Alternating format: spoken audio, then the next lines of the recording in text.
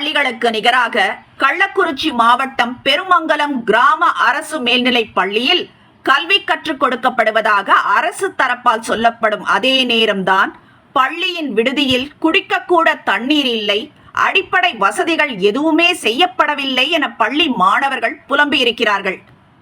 அரசு பள்ளி விடுதிக்கு வெறும் 25 மாணவர்கள் தான் வருவதாகவும் அவர்களும் உணவு அருந்திவிட்டு அடிப்படை வசதிகள் ஏதும் இல்லாத காரணத்தால் அங்கு தங்குவதும் இல்லை என்பதும் தற்போது தெரிய வந்திருக்கிறது.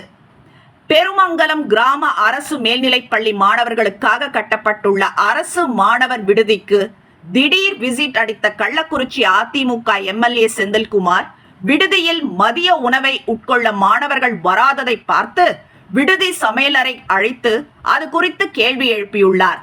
அதற்கு சமையலர் தரப்பில் மாணவர்களுக்கு மதிய உணவை டிஃபன் பாக்ஸில் கட்டி கொடுத்து விடுவதால் அவர்கள் விடுதிக்கு வரவில்லை என்று தெரிவித்தார். விடுதியில் மாணவர்களின் வருகை பதிவேடு தகவல்களை கேட்டு பெற்ற அவர் விடுதி வார்டனை பற்றி அங்குள்ளவர்களிடம் கேட்டபோது வார்டன் திருக்கோவிலூர் பகுதியை சேர்ந்தவர் என்பதால் அவர் எப்போதாவது தான் விடுதிக்கே வருவார் என்றும் சொல்லியிருக்கிறார்கள்.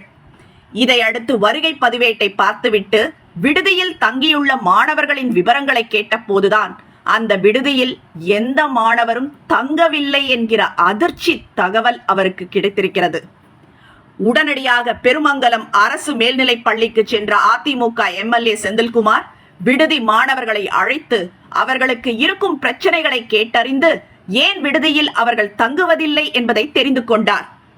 விடுதியில் தங்களுக்கு போதிய குடிநீர், கழிவறை வசதி, படுக்கை அறை, உணவு உள்ளிட்ட எந்த அடிப்படை வசதிகளும் இல்லை என்பதால் தாங்கள் அங்கு தங்குவது இல்லை என்று அம்மாணவர்கள் தெரிவித்ததோடு இது தொடர்பாக பலமுறை கோரிக்கை வைத்தும் வார்டன் எந்த நடவடிக்கையும் மேற்கொள்ளவில்லை என்றும் அரசுக்கு பலமுறை கோரிக்கை வைத்தும் அரசும் தங்களை கண்டு கொள்ளவில்லை என்றும் அவர்கள் தங்கள் ஆதங்கத்தை கொட்டி தீர்த்துள்ளனர். இதையடுத்து மாணவர்களிடம் பேசிய அதிமுக எம்எல்ஏ செந்தில்குமார் அரசு பள்ளி மாணவர்களுக்காக விடுதிக்கு தமிழக அரசு மேற்கொள்ளும் செலவுகளை சுட்டிக்காட்டி அவர்களுக்கு தேவையான அடிப்படை வசதிகளை செய்து தர ஏற்பாடு செய்வதாக கூறியதோடு இனி இது போல விடுதியில் தங்காமல் இருக்க வேண்டாம் என்று அவர்களுக்கு அறிவுரை வழங்கினார்.